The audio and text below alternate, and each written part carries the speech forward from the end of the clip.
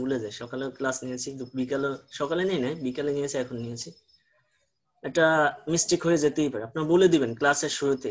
অনেকটা তো মিস্টেক হয়ে গেছে, অনেকে পাচ্ছে না। হোয়াটসঅ্যাপার এখন থেকে হচ্ছে। আমি তাহলে আবার প্রথম থেকে একটু বলি। অ্যাটিটিউড হচ্ছে আপনার ফেভারেবল অথবা unfavourable opinion or anything or judgment about something. It may be people, event or object. কোনো বিষয়, বস্তু এবং ব্যক্তি সম্পর্কে আপনার পক্ষে বা বিপক্ষের মতামতই হচ্ছে আপনার অ্যাটিটিউড। এখন পক্ষে এবং বিপক্ষের মতামতের উপর ভিত্তি করে আমরা 3 ধরনের কম্পোনেন্ট পাই অ্যাটিটিউডের, ABC। এ হচ্ছে অ্যাফেক্টিভ, বি হচ্ছে বিহেভিয়ারাল, সি হচ্ছে কগনিটিভ।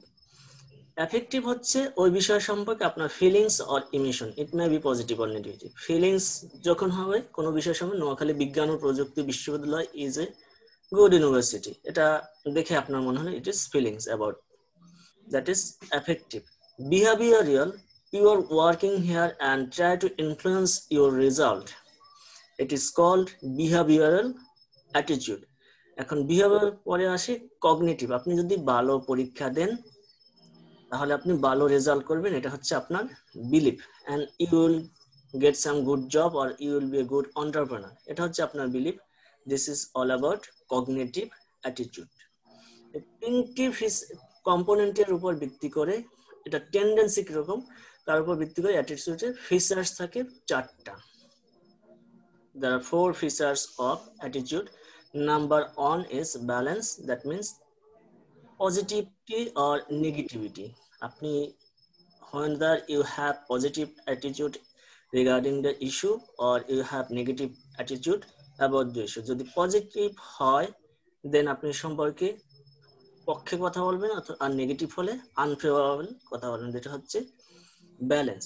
দেন হচ্ছে এক্সট্রিমনেস। এক্সট্রিম হচ্ছে কতটা আপনি পজিটিভ অথবা কতটা নেগেটিভ।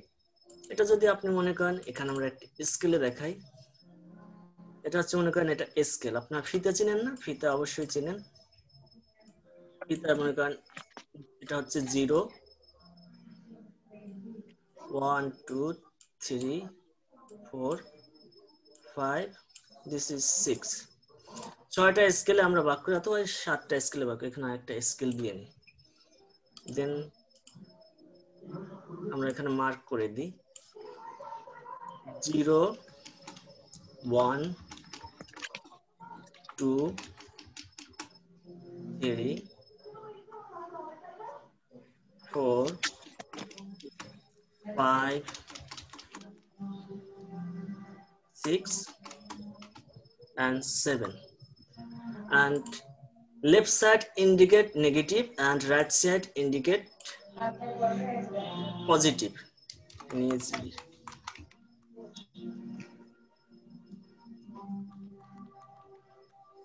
লেফট সাইড যদি নেগেটিভ হয় এবং রাইট সাইড যদি পজিটিভ হয়ে থাকে, দেন রাইট সাইড আপনার স্কোর যদি 7 দিয়ে থাকেন কোনো কিছুর বিষয়ে, then you are positive, you are marking highly positive something. That means আপনি নোয়াখালী বিজ্ঞান ও প্রযুক্তি বিশ্ববিদ্যালয় ক্যাম্পাসকে খুব বেশি পছন্দ করেছেন, এই জন্য আপনি 7 রেটিং দিয়েছেন। যেমন বলা হয় আপনি এই প্রোডাক্টটি পছন্দ করেন কি করেন না, আপনাকে বলা হয় আপনি পক্ষেও দিতে পারেন, বিপক্ষেও দিতে। আপনি যদি খুব অপছন্দ করে থাকেন তাহলে 1 দিবেন, আর যদি খুব বেশি পছন্দ করে থাকেন তাহলে 7 দিবেন। এই হচ্ছে আপনার ফিলিংস অর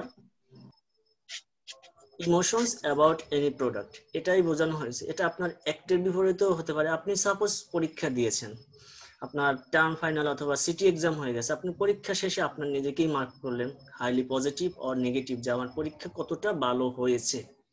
দেন আপনি যখন পরীক্ষা শেষ হলো, শেষ হওয়ার পরে আপনাকে আবার মার্ক করলেন কগনিটিভ অ্যাটিটিউড, যে আপনি কতটা ভালো রেজাল্ট করবেন। এটা নেগেটিভও হতে পারে, পজিটিভ হতে পারে। নেগেটিভ কি রকম?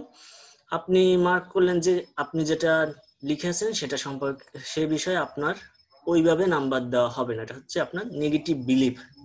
দ্যাট মিনস আপনার টিচার সাপোজ মনে করেন যে আপনাকে এভারেজ মার্কিং করে থাকেন, এটা অনেকের হয়ে থাকে, এটা হচ্ছে সেন্ট্রাল টেন্ডেন্সি এররের ভিতর বলা হয়। কেউ কেউ আছে যে ঢাকা ইউনিভার্সিটির ল ডিপার্টমেন্টে একজন টিচার আছে, সে তার নাম্বারের ক্রাইটেরিয়া হচ্ছে আপনি যতই পরীক্ষায় ভালো লিখেন না কেন 65, যতই আপনি খারাপ লিখেন না কেন 61, যদি এটা বলা ঠিক না। এটা হচ্ছে আপনার তার সম্পর্কে কগনিটিভ অ্যাটিটিউড এসেছে এবং আপনি এই বিষয়ে মার্কিং করলেন। আবার কেউ কেউ আছে আপনি যেরকম লিখবেন ঠিক সেভাবেই আপনার মার্কিং করা হবে। That means you are doing so well in your exam and she will mark you accordingly. This is your criteria and anybody may mark you in that way, and in the same way you will scale extremeness whether positive or negative. এখন যদি আপনার scale চলে আসে 4, that means you are moderate, হতেও পারে নাও হতে পারে। আপনি পজিটিভও না, নোয়াখালী বিজ্ঞান ও প্রযুক্তি বিশ্ববিদ্যালয় সম্পর্কে নেগেটিভও না, এটা হচ্ছে আপনার নিউট্রাল। আর যদি 7 দিয়ে থাকেন you are so much in favor of Noakhali বিজ্ঞান ও প্রযুক্তি বিশ্ববিদ্যালয়। আর যদি আপনার অন হয়ে থাকে that means you are in unfavorable position of about the campus of Noakhali science and technology university. এটা হচ্ছে আপনার এক্সট্রিমনেস। এক্সট্রিমনেসের পরে যেটা আছে সিম্পলিসিটি অ্যান্ড কমপ্লেক্সিটি। আপনার অ্যাটিটিউড নোয়াখালী বিজ্ঞান ও প্রযুক্তি বিশ্ববিদ্যালয় সম্পর্কে আপনার অ্যাটিটিউড যদি ক্লিয়ার হয় অথবা এক বা ফিউ হয়, দ্যাট মিনস এখানে ক্যাম্পাসে যতগুলো একাডেমিক বিল্ডিং আছে ইজ ফাইন, এখানে যতটা ইন্টারনেট ফ্যাসিলিটিস আছে এটাও পর্যাপ্ত, কিন্তু এরপর যদি আরো অ্যাড করেন weather is so much Hamid, তাহলে সেটা একটু বেশি কমপ্লেক্স হয়ে যাবে। দ্যাট মিনস এক অথবা ফিউ অথবা এবং ক্লিয়ার আইডিয়া থাকাটাই হচ্ছে simplicity.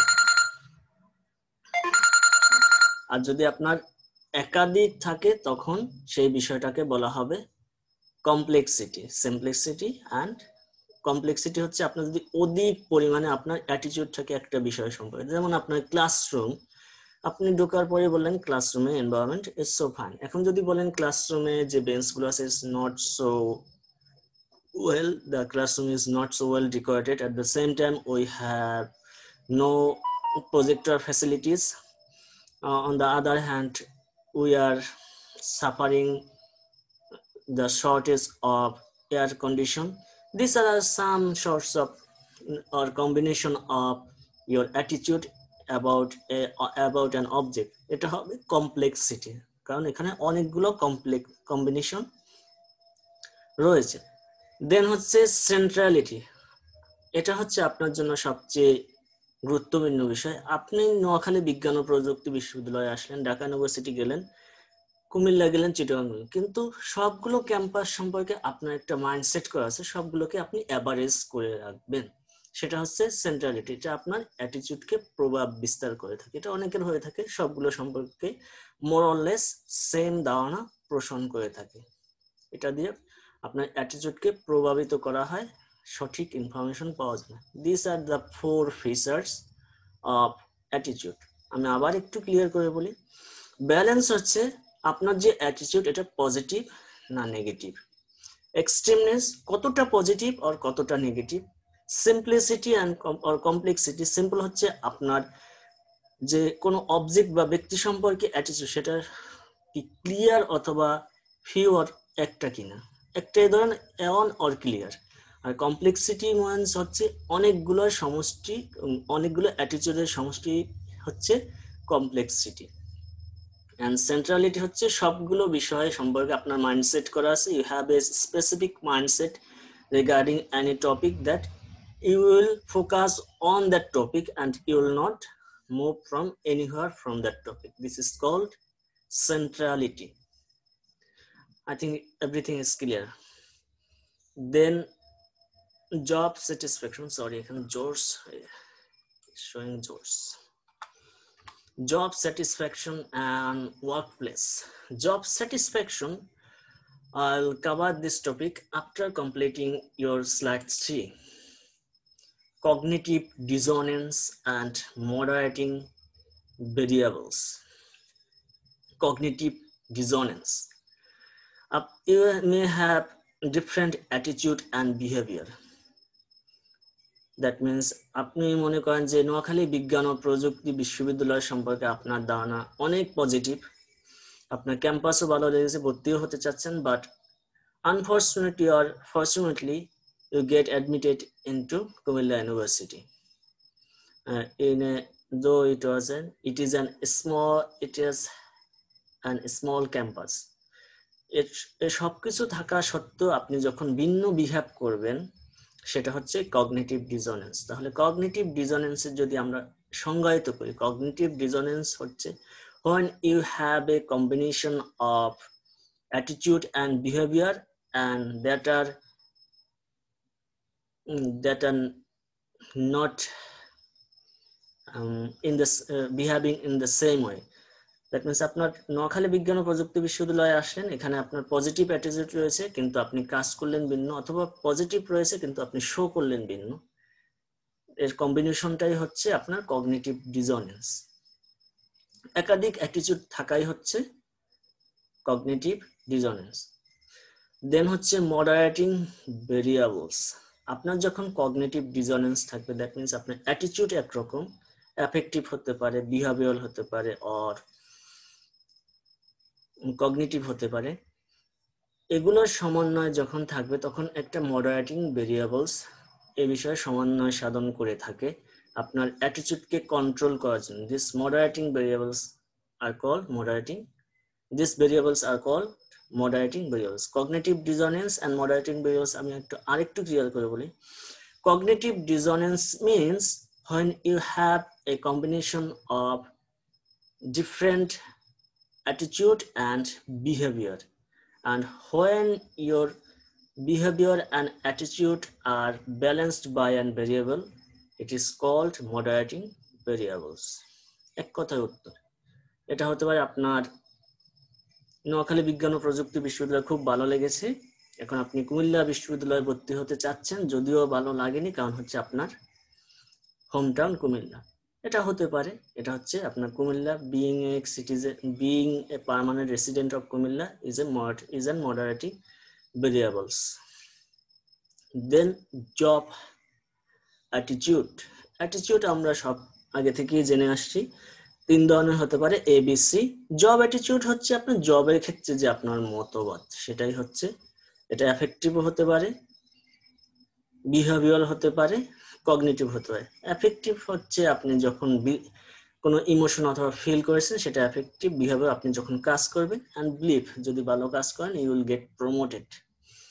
This are all about job attitude. Job অ্যাটিটিউডের ভিতরে আবার অনেকগুলো বিষয় থাকে, সেখানে একটা বিষয় হচ্ছে আপনার job satisfaction. Job satisfaction means you may have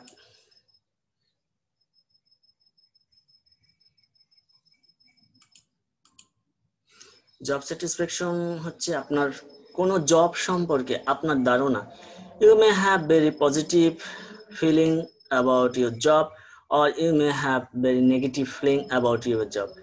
This type of characteristics is called job satisfaction, or in other words you can say a positive feeling about on job resulting from the evaluation of job characteristics. জবের যে features রয়েছে সেটাকে আপনি job, তার অনুযায়ী আপনার যখন কাজ পছন্দ হবে then it is called job satisfaction.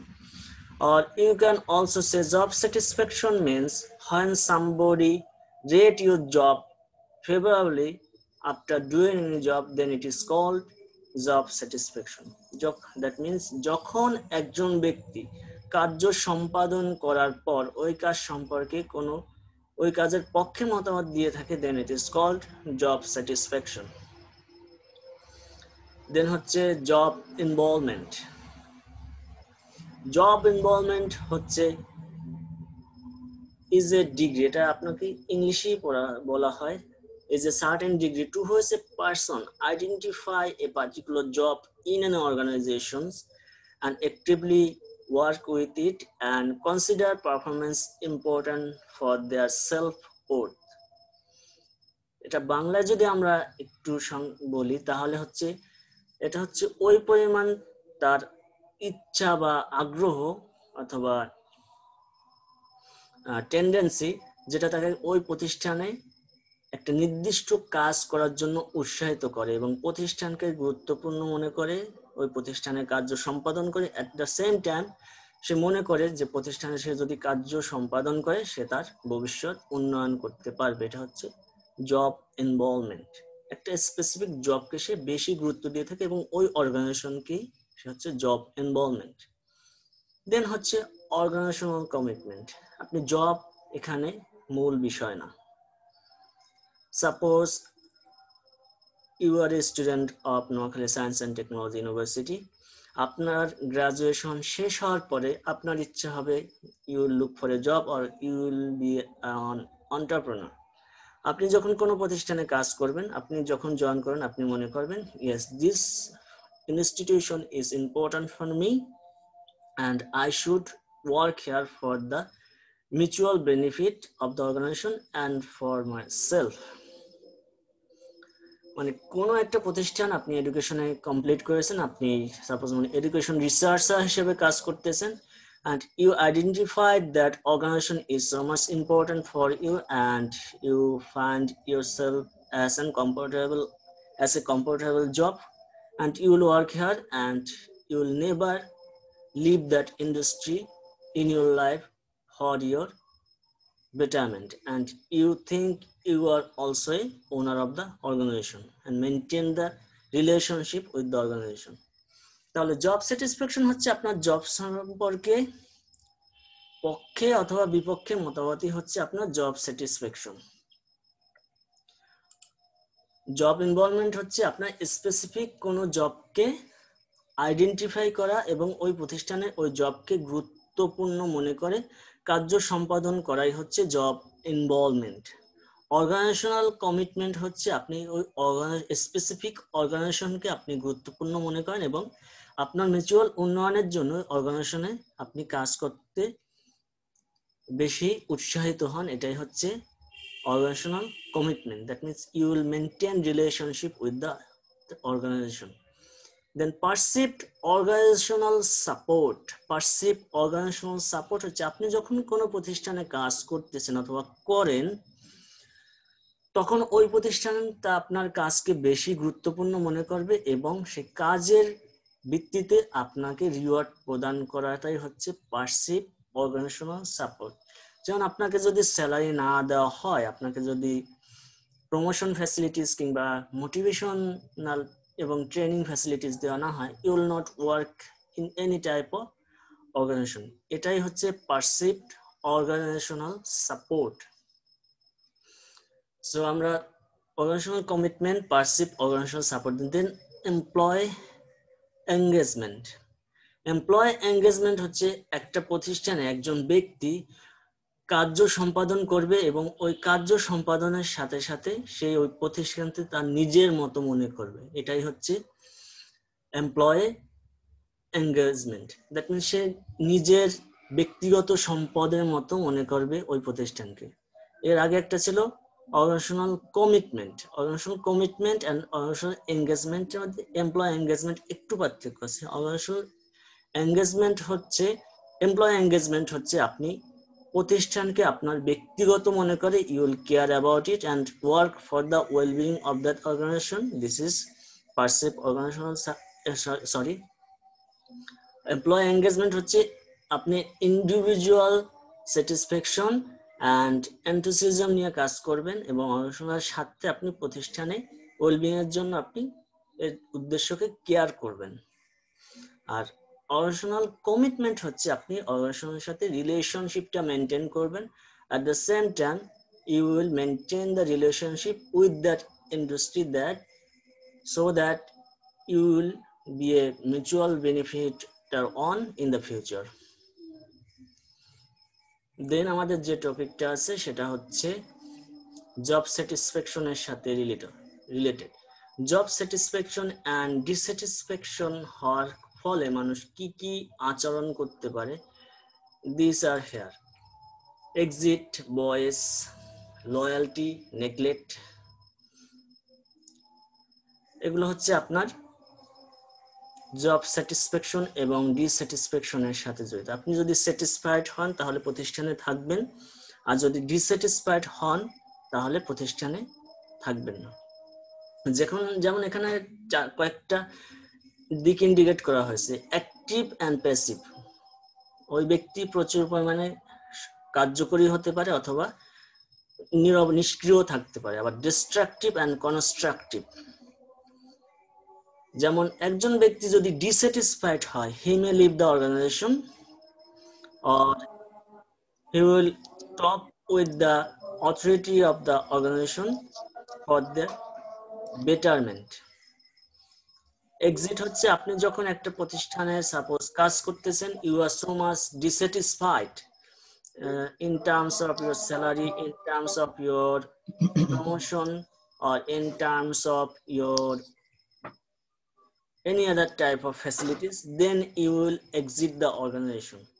And exitটা সবসময় হচ্ছে ডিস্ট্রাকটিভ ওয়ে, কারণ এটা প্রতিষ্ঠানের স্কিল ম্যান পাওয়ার কমিয়ে দেয়। বয়স হচ্ছে আপনি যখন কাজ করতেছেন, দেখতেছেন আপনার সুপারিয়র কোনো ভুল করতেই পারে, আপনাকে যথাযথ প্রমোশন দিচ্ছে না, অথবা কোনো প্রোডাক্ট ডেভেলপের ক্ষেত্রে তারা ভুল করতেছে।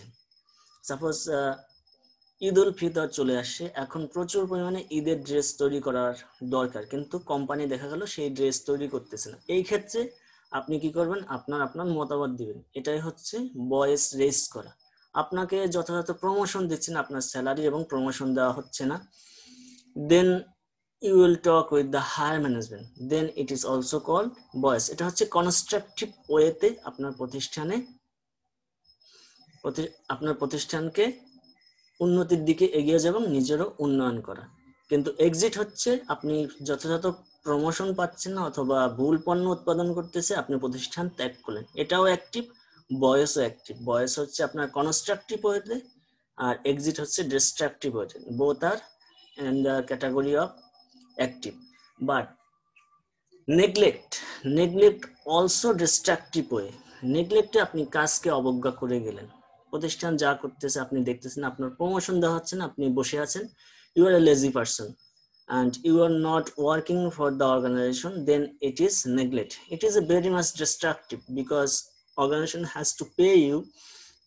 At the same time, you will not work for that organization for the mutual benefit of you and the organization.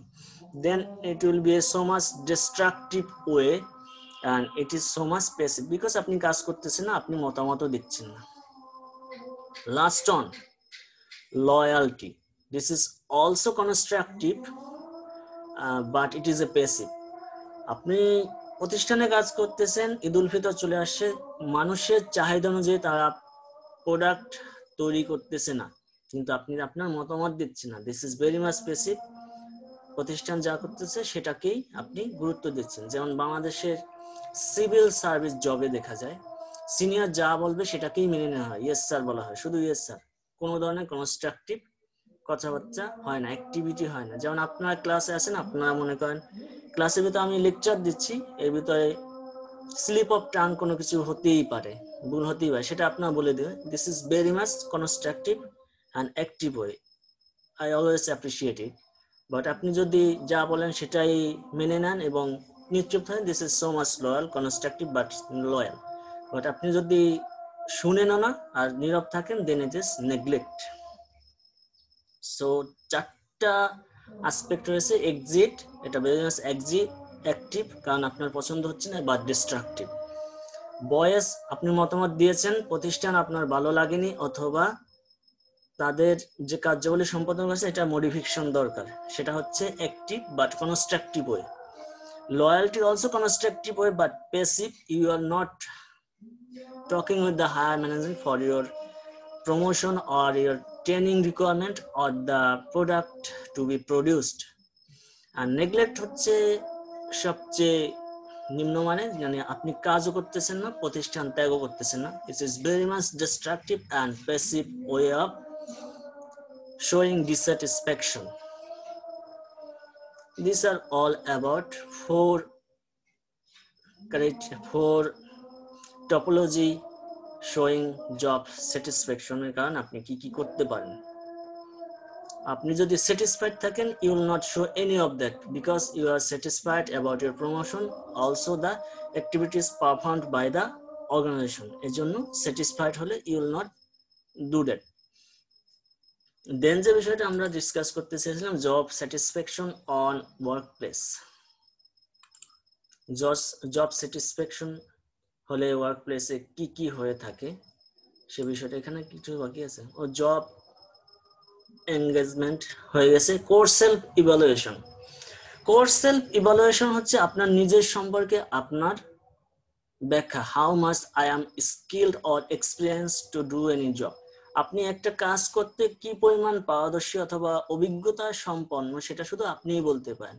আপনার যদি পর্যাপ্ত পরিমাণে স্কিল এবং এক্সপিরিয়েন্স থাকে তাহলে আপনি সেই বিষয় সম্পর্কে পজিটিভ মতবাদ দেবেন এবং কাজ করতে আগ্রহী হবেন। কিন্তু আপনার যদি ওই বিষয় সম্পর্কে আপনার স্কিল এবং এক্সপিরিয়েন্স না থাকে তাহলে আপনি ডিস্যাটিসফাইড হবেন। এটাই হচ্ছে কোর সেলফ ইভালুয়েশন। যেমন আপনাদের ক্লাসে যে পরীক্ষায় সবকিছু অ্যান্সার দিয়ে আসবে তার ওই পরীক্ষা সম্পর্কে ইভালুয়েশন ভালো হবে যে আমি নাম্বার ভালো পাবো এবং I will definitely get my position in the first some of the student.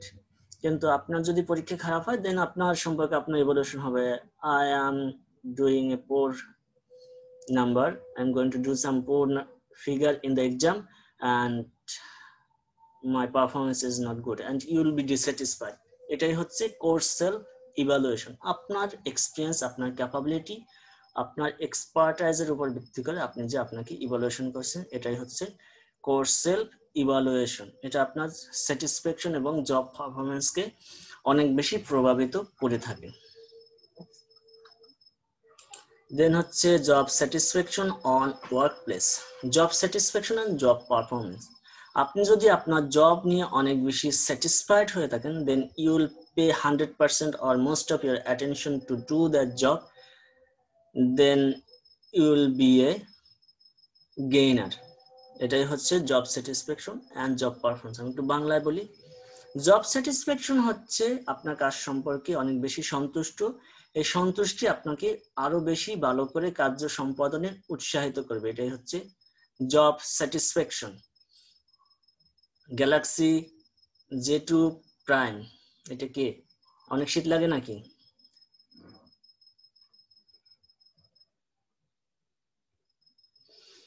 বাংলাদেশে তো শীত পড়ে না, কানাডা যাবেন দেখবেন শীত কাকে বলে। এখানে কোনো শীতই পড়ে না, সকালবেলা একটু শীত পড়ে, এছাড়া কোনো শীত নেই। Job satisfaction and organisational citizenship behaviour. Organisational citizenship হচ্ছে আপনি অর্গানাইজেশনকে নিজের মনে করবেন এবং 100% এফোর্ট দিয়ে কাজ করবেন। এটাই হচ্ছে অর্গানাইজেশনাল সিটিজেনশিপ বিহেভিয়ার। একজন ব্যক্তি যদি ডিসস্যাটিসফাইড হয়, he may leave the organization or show voice, raise his or her voice, or neglect the job, or may be so much loyal. He will not do better job in that organization. এর জন্য organizational citizenship behavior develop করার জন্য you must have job satisfaction. Job satisfaction and customer satisfaction. Suppose আপনারা দেখবেন বিভিন্ন company মার্কেটে product sell করে থাকে, আপনার এলিকোর নাম শুনেছেন, সে এলিকো দেখবেন আপনাদের ক্যাম্পাসে বিভিন্ন ইন্স্যুরেন্স পলিসি করার জন্য নিয়ে আসে। এখন এলিকো সম্পর্কে যদি আপনার স্যাটিসফাইড না হন অথবা কাস্টমার যদি স্যাটিসফাইড না হয় then they will not open insurance policy at Elico Life Insurance, then worker will be dissatisfied because of performance of that organization. এজন্য কাস্টমার স্যাটিসফ্যাকশনটা জব স্যাটিসফ্যাকশনকে প্রভাবিত করে থাকে। কাস্টমার যদি স্যাটিসফাইড না হয় আপনার জব স্যাটিসফাইড হবেন না। Job satisfaction and absenteeism. আপনি কোন একটা প্রতিষ্ঠানে জব করেন, এখানে জব স্যাটিসফ্যাকশনের বিষয় যেহেতু চলে এসেছে, বাট আপনার ওই জব আপনি এক্সপার্টাইজ না, ইদার আপনার স্কিল নেই অথবা আপনার নলেজ নেই অথবা আপনি কিভাবে করতে হয় সেটাও জানেন না, অথবা আপনি এই অনেক কঠিন মনে হচ্ছে এটাও হতে পারে, অথবা আপনাকে যথাযথ পারিশ্রমিক দেওয়া হয় না, এনিথিং লাইক দ্যাট। এটা যদি হয়ে থাকে আপনি কাজে ওই প্রতিষ্ঠানে কাজ করতে নিরুৎসাহিত হবেন এবং অসন্তুষ্ট হবেন, then you leave that organisation. That means আপনি অনিয়মিতভাবে প্রতিষ্ঠানে কার্য কন্টিনিউ করবেন। যেমন সপ্তাহে 5 দিনে আপনি 3 দিন যাবেন, 4 দিন যাবেন, একদিন যাবেন না, দেখাবেন যে আমি কাজ নিয়ে সন্তুষ্ট না। এটাই হচ্ছে জব স্যাটিসফ্যাকশন অ্যান্ড অ্যাবসেন্টিজম। আর আপনি যদি স্যাটিসফাইড হন তাহলে আপনি you will not absent your job in that organisation. Then job satisfaction and turnover. আপনি যদি প্রতিষ্ঠানে কাজ করেন, তা যদি আপনাকে পর্যাপ্ত পারিশ্রমিক প্রদান করে থাকে, then you will not leave your job. Leave job করাটাকেই বলা হয় turnover. Employee turnover means when employee leave the organization, then it is called employee turnover. একজন কর্ম অথবা একজন ব্যক্তি যদি প্রতিষ্ঠানে কার্য সম্পাদন করে এবং কাজ নিয়ে যদি 100% সন্তুষ্ট থাকে, সে কখনো ওই প্রতিষ্ঠান ত্যাগ করে না। এখন আপনাকে পর্যাপ্ত স্যালারি দেওয়া হয় না, আপনার প্রমোশন ফ্যাসিলিটিস নেই, you will definitely leave that job, or you are facing so much pressure. In that way case you may also leave that job. Then job satisfaction and workplace demands. আপনি যদি job নিয়ে সন্তুষ্ট না হন তাহলে আপনি আপনার ওয়ার্ক প্লেসটাকে ত্যাগ করতে পারেন। সাপোজ আপনি নোয়াখালী বিজ্ঞান ও প্রযুক্তি বিশ্ববিদ্যালয়ে চাকরি করেন, এডুকেশন ডিপার্টমেন্টে, যদি টিচার হন তাহলে তো এডুকেশন ডিপার্টমেন্টে অন্য কোথাও যাওয়া সম্ভব না, আপনি অন্য ইউনিভার্সিটি যেতে হবে। যদি অন্য কেউ হন তাহলে আপনি কাজ যদি পছন্দ না হয় তাহলে অন্য ডিপার্টমেন্টে চলে যাবেন। This is called work place ডেভিয়েন্স।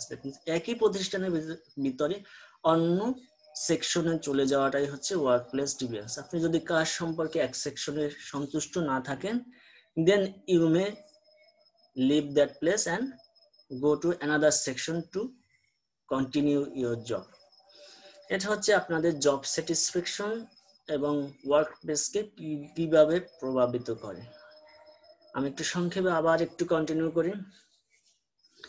Job satisfaction and job performance. আপনি যদি কাজ সম্পর্কে পর্যাপ্ত সন্তুষ্ট থাকেন তাহলে you will do your job actively and work for the betterment of the organisation. Job satisfaction and organisational citizenship behaviour. আপনি যদি সন্তুষ্ট না হন তাহলে আপনি কন্টিনিউ করবেন না, দেন অর্গানাইজেশনাল সিটিজেনশিপ বিহেভিয়ার প্রশ্নই আসে না। অর্গানাইজেশনাল সিটিজেনশিপ বিহেভিয়ার আবার একটু বলি, আপনি প্রতিষ্ঠানে শুধু থাকবেনই না, প্রতিষ্ঠানের সুনাম অন্যের কাছে প্রচারও করবেন এবং আপনার নিজের মনে করে কাজ করবেন। এটা হচ্ছে অর্গানাইজেশনাল সিটিজেনশিপ বিহেভিয়ার। কেউ আপনার প্রতিষ্ঠান সম্পর্কে নেগেটিভ কোনো কথা বললে সেক্ষেত্রে আপনি প্রতিবাদও করবেন। এটাই organisational citizenship. Job satisfaction and customer satisfaction. আপনার কাস্টমার যদি, আপনি যদি জব নিয়ে সন্তুষ্ট না থাকেন, আপনাকে পর্যাপ্ত স্যাটিসফ্যাকশন না হন, তাহলে আপনি যে কাস্টমারকে সার্ভ করেন তাকেও সঠিকভাবে সার্ভ করতে পারবেন এবং তারা অসন্তুষ্ট হবে। এবং কাস্টমার স্যাটিসফাইড না হলে প্রতিষ্ঠানে কর্মচারীও জব নিয়ে সন্তুষ্ট হবে না। যেমন এলিকোর এক্সাম্পল দিয়েছিলাম, কাস্টমার যদি স্যাটিসফাই থাকে তাহলে তারা যথাযথ প্রমোশন পাবে, তারা ইন্স্যুরেন্স পলিসি ওপেন করবে। দেন হচ্ছে অ্যাবসেন্টিজম। আপনি কাজ নিয়ে সন্তুষ্ট থাকলে আপনি প্রতিষ্ঠানে নিয়মিত আসবেন, নইলে অ্যাবসেন্ট, প্রতিষ্ঠানে কাজে অনুপস্থিতি দেখা দিবে। দেন হচ্ছে টার্নওভার, আপনি প্রতিষ্ঠান ছেড়ে চলে যাবেন। ওয়ার্ক প্লেস ডিভিয়েন্স, একই প্রতিষ্ঠানে অন্য সেকশনে আপনি কাজ করবেন। This are all about your chapter 3। অনেক ছোট একটা চ্যাপ্টার। আপনাদের কাছে বই না থাকলে আমি পিডিএফটাও দিয়ে দিতে পারি বই। সিআর কি আসছে আপনাদের? সিআর, আচ্ছা আপনাদের ক্লাস রুটিনটা একটু আমাকে দিতে হবে, তাহলে আমি শিডিউল করতে সুবিধা হয়। কারণ সেদিন শিডিউল করলাম, আপনাদের আরেক সিআর ফোন দিয়ে বললো যে ওই সময় অন্য একটা ক্লাস আছে, সুতরাং ওইটা হলে একটু স্যার ওই দিনও ক্লাসটা হয় নাই, ক্লাস কালকে হবে। হওয়ার কথা ছিল। আচ্ছা, তারপর একটু রুটিনটা থাকলে আমার জন্য সুবিধা হয়, এই জন্য যে আমাদের হচ্ছে রবিবার, মঙ্গলবার আর সোমবার বুধবার হচ্ছে কম্বাইন্ড কোর্স আছে দুইটাই। দুইটায় রবিবার, মানে দুইটা থেকে না, দুইটা কম্বাইন্ড কোর্স আছে। আচ্ছা দুইটা কম্বাইন্ড কোর্স আছে। এটা কবে হয় সেটার কোনো ফিক্স নেই? স্যার এটা তো শুধু এই উইকের জন্য বলছে, এখন সামনের উইকে কি করবে এটা শিওর বলতে পারতেছি না, হয়তো এইভাবেই চলবে। আচ্ছা এই উইকে তারা মঙ্গলবারে ক্লাস নিল না, মঙ্গলবার না বুধবার? স্যার রবিবারেও ছিল, মঙ্গলবারেও ছিল, কিন্তু পপি ম্যাম ক্লাস নিতে পারেন নাই। আর হচ্ছে সোমবার আর বুধবারও কম্বাইন কোর্স আছে। সোমবার বুধবার তাহলে ফাঁকা আছে কোন দিন? স্যার ফাঁকা এখন কখন আছে এটা বলতে পারতেছি না। তারপর আবার সিয়াম স্যারেরও ক্লাস কালকে হওয়ার কথা ছিল সন্ধ্যার দিকে, ওইটাও হয় নাই। আচ্ছা ঠিক আছে, এটা তো তারা শিডিউল দিয়ে দেয়, যে আগে শিডিউল দিলে তারটা চেঞ্জ করে নেবো অথবা কমিউনিকেট করে নেবো আপনাদের সাথে। জি স্যার। আচ্ছা ঠিক আছে। আর আজকে ক্লাস এ পর্যন্ত, এই চ্যাপ্টারটা অনেক। স্যার আপাতত বৃহস্পতিবার তো ফাঁকা স্যার, মানে বৃহস্পতিবার তো ক্লাস। বিকালে বিকালে জি স্যার। বৃহস্পতিবার বিকালে আর সকালে আছে কোন দিন? সকালে ফাঁকা নাই কোনোদিন? ফাঁকা আছে স্যার, ক্লাস তো নাই না। স্যার বৃহস্পতিবার তো সকালেও ক্লাস নাই স্যার। বৃহস্পতিবার আপনাদের এডুকেশন ডিপার্টমেন্টে ক্লাস থাকে না, আমি যতদূর জানি। আমাদের জি আগে স্যার, সকালেই দিয়ে দেন স্যার, কোনো এক সময় হয় বৃহস্পতিবার। আচ্ছা আপনার আমি সুবিধা মতো স্যার দেখেন। না, আমার তো অন্য কোর্স নিতে হয়, এটা তো আমাকে ওইভাবে শিডিউল করতে হবে, তাদেরটাও তো দেখতে হবে। জি স্যার, এই জন্যই বলছি স্যার। বুধবারে কি আপনাদের সকালে ক্লাস আছে? বুধবার সোমবার? না স্যার সকালে নাই। আচ্ছা বুধবার সোমবার, তাহলে ওই দিন আমি কোনো এক সময় ক্লাস দেবো। বুধবার না স্যার। বুধবার এবং সোমবার। আচ্ছা আপনাদের নেক্সট ক্লাস আমি জানিয়ে দেবো। আজকে তো বুধবার না, কালকে ইমিডিয়েট ক্লাস দিব না, আপনাদের জন্য প্রেসার হয়ে যাবে, আমি জানিয়ে দেবো। ঠিক আছে? জি স্যার। আজকে এ পর্যন্তই, ভালো থাকবেন সবাই। শুভরাত্রি। আসসালামু আলাইকুম স্যার। আসসালামু আলাইকুম স্যার এটার পিডিএফটা দিয়ে দিয়েন স্যার। আসসালামু আলাইকুম। বইয়ের পিডিএফ? জি স্যার। স্যার এই অধ্যায়ের স্যার। ওই অধ্যায় না, আমি পুরো বইয়ের পিডিএফ দিচ্ছি, কোনো সমস্যা নেই। আচ্ছা আচ্ছা স্যার, ঠিক আছে স্যার। আচ্ছা আচ্ছা স্যার, আল্লাহ হাফেজ স্যার। আসসালামু আলাইকুম স্যার। স্যার আসসালামু আলাইকুম। ওয়ালাইকুম আসসালাম। দেখ শুনি ভাই।